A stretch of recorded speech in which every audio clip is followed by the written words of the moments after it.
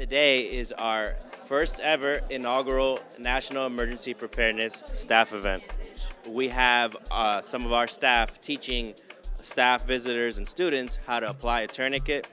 We also have a partnership with New York City Emergency Management to help teach our staff, visitors, and students general emergency knowledge that's applicable to everyday life here in New York City.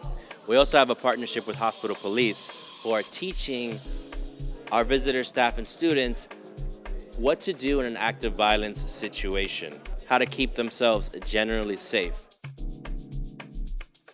We don't want emergency preparedness to be just one person imposing their knowledge onto someone else. We want people to actually learn with their hands, be interactive, ask questions. And National Emergency Preparedness Month is one of those ways we do that here at SUNY Downstate.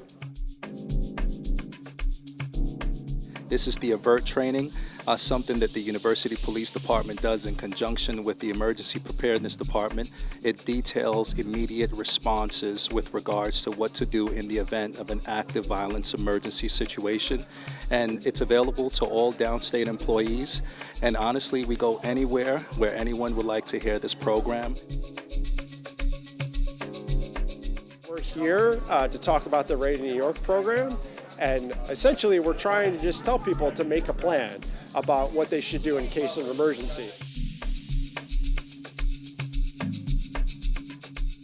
Today's presentation on Stop the Bleed is teaching staff life-saving measures to stop bleeding using tourniquets, packing wounds in an instance of either active shooter or in the case where you have a household accident or guarding accident. We can apply these same measures in the home as well as, God forbid, something happens at the work or school active shooters events.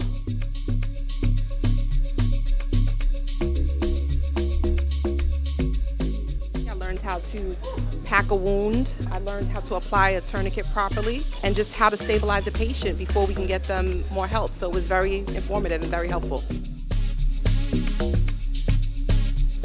What a wonderful opportunity for our staff to come and learn about emergency preparedness. This is truly well done, and I hope we have tons of staff attending. I've already went to 3 stations and I've been educated on a lot, how to stop a bleed, on being prepared for emergencies here in New York City. And I just won the bingo game and got me a doorstop.